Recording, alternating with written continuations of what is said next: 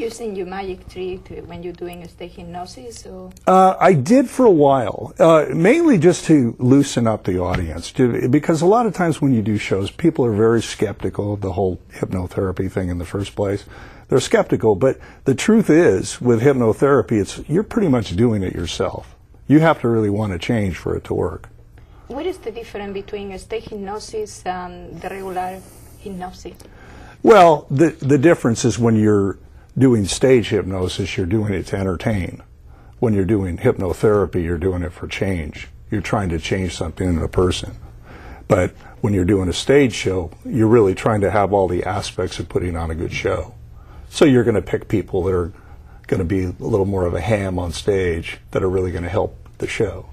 What is danger? Stage hypnosis or clinical hypnosis? I think clinical.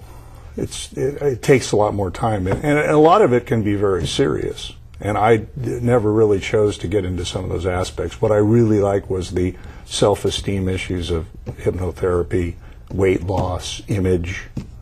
I think that was a part of hypnotherapy that I enjoyed the most. And this is because you're becoming a comedian? I don't know if that was because of that. It's just I like to see change in people. There's so much negativity in the world. You know, you constantly, if you have a dream that you want to be an entertainer, you'll have somebody go, oh, you'll never make it. It's never going to happen. There's too many people in the business. But if it's what really makes you happy, that's what you should be doing anyway. And I've just chosen to hang around with people that are positive. I don't hang around the negative people anymore. They're not part of my life. And when I start hearing that from people, I go, okay, see ya. Thanks. Yeah, so you don't call them anymore? No, I just basically with people that I hang around with, they're people that have similar goals, and we always support each other. You know, if they have a project they're working on, they're trying to change something, I'll help them, and it's the same with me. They'll help me. It's better to be alone than be with someone negative, or it's better to be dealing also with negative people in the positive way? I think. Well, in my opinion, if you're in anything creative, if you're surrounded by negative people, that will definitely take you off track. And I think that happened to me when I was younger, because I was kind of following a path of entertainment in my early 20s. And then I started being around people that were very negative, and it did take me off track. And it took me 25 years to get back where I wanted to be, and that's, you know, when I really... And for this experiment, we need a styrofoam cup. Nothing magical about that, but a styrofoam cup. And then the next thing we need is 7-Up. 7-Up? 7-Up. Because I'm thirsty.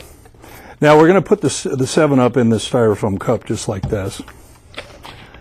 And now, this is where the science comes into this. What I'm going to do is I'm going to take this pencil, I'm going to shove it through the styrofoam cup.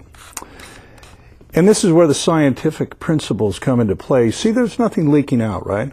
You see, we have an airtight seal between the pencil and the styrofoam. Now, the key to this is you have to keep it upright, because if not, the 7-Up would come out just like that.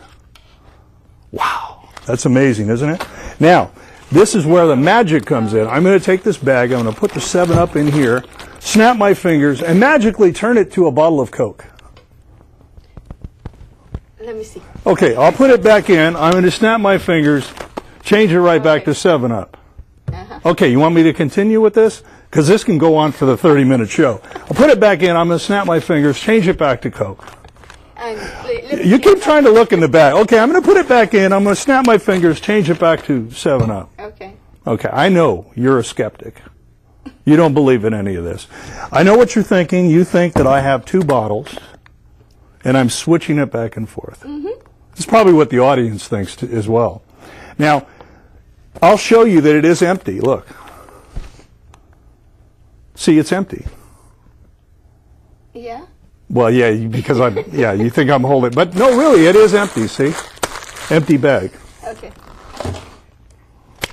Well? What's this? What's that? Was that good? Maybe I missed it. It's wonderful. You didn't see it this? I don't see it. You thought it was in there, right?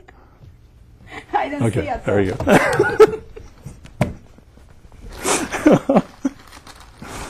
Okay.